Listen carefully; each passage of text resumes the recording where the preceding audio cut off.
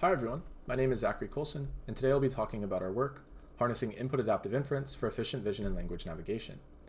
This is joint work with my awesome collaborators Dongwoo, Akil, Aiden, and Professor Stefan Lee and Sang-Hoon Hong. Also, I'm presenting on behalf of Dongwoo, who is currently in Korea for mandatory military service.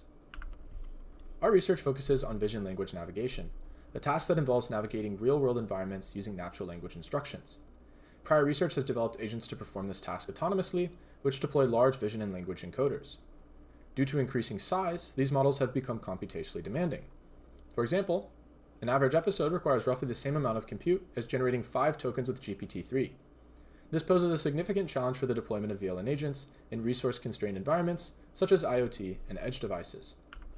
To address this problem, we had the initial insight that not all visual inputs in a VLN trajectory require the same amount of compute. In particular, certain inputs are significantly easier. Consider the two images below. On the left, it is very clear that the agent should just go straight and ascend the stairs, while on the right, it is much more challenging to identify the correct door.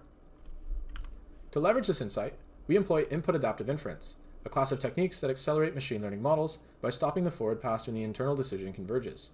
This allows the model to dynamically process inputs depending on their complexity, which prior work has shown can accelerate inference by as much as 2 to 3 times without compromising performance. Despite their effectiveness, no prior work has applied input-adaptive techniques to vision language navigation. Within the VLN agent, the visual encoder accounts for over 99.5% of computations, making it the ideal model to target.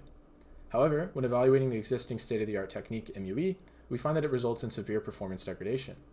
The issue is that prior techniques process inputs without considering their importance. To address this, we leverage the spatial and temporal locality of views within a VLN scene. To harness the spatial locality, we propose our first technique, K-extensions. The motivation is that not all views in a panorama are navigable. Consider the example from earlier. On the left, the only navigable view is the stairs, while on the right, there are only 2 choices. Due to this limited action space, processing only the navigable views may be sufficient for making the correct decision. However, when we tried this, it resulted in a significant performance drop. Instead, we extend the visual context by processing each navigable view and K views on either side of it. This provides vital information while still allowing us to skip a majority of the panorama.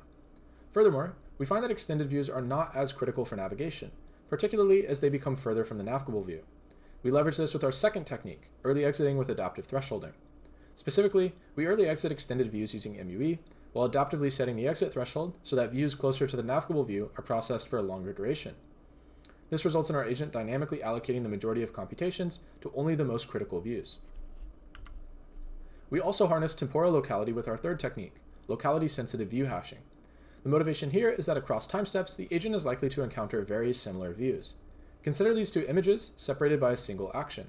The semantics are roughly the same, making it wasteful to fully process both panoramas. To mitigate near-redundant computations, we store and reuse visual embeddings across time steps.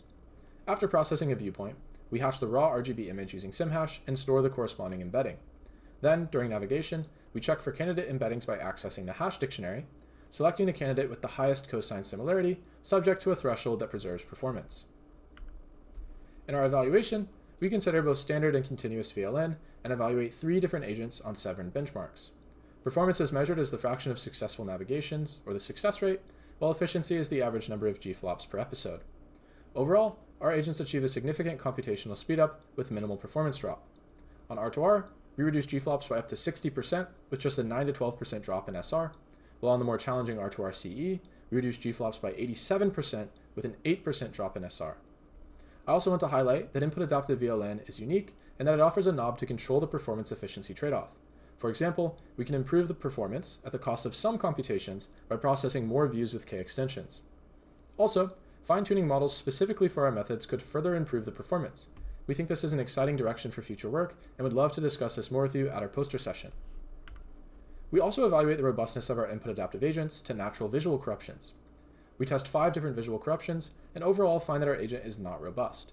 Speckle noise is the most impactful, reducing SR by 31% and increasing G-flops by 21%. However, denoising is a promising countermeasure. By applying a median filter to the corrupted inputs, we achieve an 18% improvement in SR and a 6% reduction in G-flops. Robust navigation is an open challenge, and we would be happy to discuss this problem further with you at our poster session. Thank you for listening to our presentation. We have many more exciting results that we look forward to sharing with you at our poster session, which will take place in Exhibit Hall I on Tuesday, the 21st at 6:15 p.m. We look forward to seeing you in Hawaii.